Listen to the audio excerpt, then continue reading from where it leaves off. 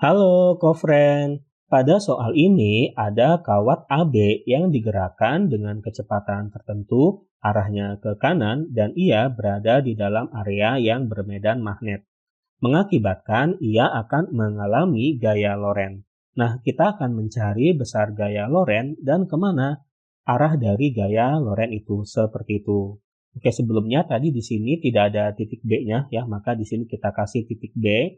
Jadi ini adalah kawat AB. Dan harap dibedakan yang B di sini adalah titik ya, jadi ini titik B. Sedangkan B yang di sini ini adalah besar induksi magnetik atau besar medan magnet, seperti itu.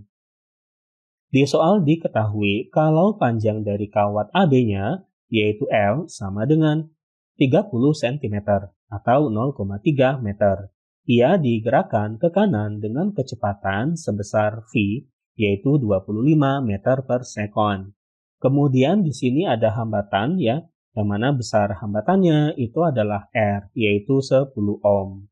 Gaya Lorentz-nya kita namakan FL.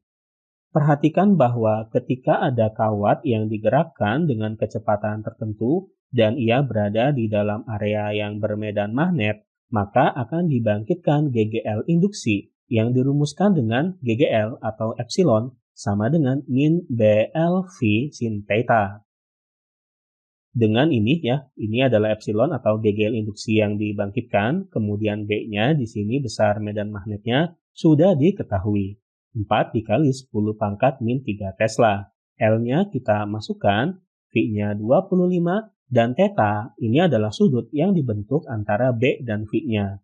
Perhatikan bahwa B-nya arah medan magnetnya ini titik, yaitu mendekati kita ya, keluar bidang gambar mendekati kita. Kemudian V-nya ke kanan, maka sudut antara B dan V-nya ini yaitu theta, yaitu 90 derajat.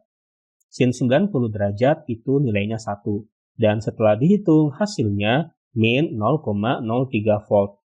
Oke, perhatikan bahwa di sini ini ada tanda negatif ya. Tanda negatif di sini ini hanyalah berasal dari hukum Lenz. Ya, jadi dari hukum Lenz itu dijelaskan bahwa nanti akan dibangkitkan arus induksi yang mana arah arusnya itu adalah sedemikian rupa sehingga pada kumparan itu menghasilkan fluks induksi yang arahnya melawan perubahan fluks yang diterimanya.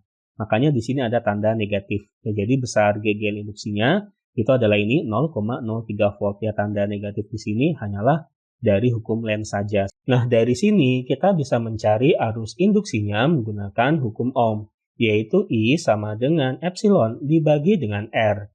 I-nya adalah arus induksi. Epsilonnya di sini kita masukkan 0,03. Tanda negatifnya tidak apa-apa ya jika tidak kita masukkan ke sini, karena sekali lagi ini hanya berasal dari hukum Lenz. R-nya 10, setelah dihitung hasilnya 0,003 ampere. Akhirnya kita bisa mencari gaya Lorentz-nya. Ketika ada kawat berarus yang berada di dalam medan magnet, maka kawat tadi akan merasakan gaya Lorentz yang dirumuskan dengan FL sama dengan BIL sin alfa. Dengan FL adalah gaya Lorentz yang akan kita cari, ini B-nya kita masukkan ya, kemudian I-nya ini atau 3 dikali 10 pangkat min 3, dan L-nya 0,3, alfa adalah sudut yang dibentuk antara B dan I-nya. Ya, perhatikan B-nya mendekati kita, ya, kemudian I-nya. Nah, untuk I-nya sebenarnya kita belum tahu, ya, nanti akan kita cari ini arah I-nya kemana, apakah ke atas atau ke bawah. Tetapi yang pasti arusnya ini kan mengalir pada kawat AB ini. Jadi baik ke atas maupun ke bawah, ya, maka nanti sudut yang dibentuk antara I dan B-nya ini sama saja, yaitu 90 derajat, seperti itu. Jadi alfanya 90 derajat, setelah dihitung hasilnya 3,6 dikali 10 pangkat min 6 Newton. Ini besar gaya Lorentz-nya. Nah, kemudian di sini kita akan menentukan arah arusnya dengan menggunakan kaidah dari tangan kanan. Jadi nanti arah B-nya ini sama dengan arah 4 jari kita, ya. Arah V-nya sama dengan arah jempol, kemudian arah arus induksinya ini akan keluar dari telapak tangan. Nah, ini kan B-nya mendekati kita, maka arahkan keempat jari kita mendekati kita, V-nya ke kanan, arahkan jempol kita ke kanan, maka nanti arah arus induksinya ini keluar dari telapak tangan, yaitu berarti dalam hal ini ke bawah. yaitu dari B ke A seperti itu ya. Jadi I-nya ini ke bawah. Berikutnya untuk mencari gaya lorennya kita menggunakan kaidah tangan kanan yang lainnya. Ya, jadi F di sini adalah gaya loren ya. Kalau di sini gaya lorennya kita namakan FL saja ya. Kalau yang di sini ini F seperti itu.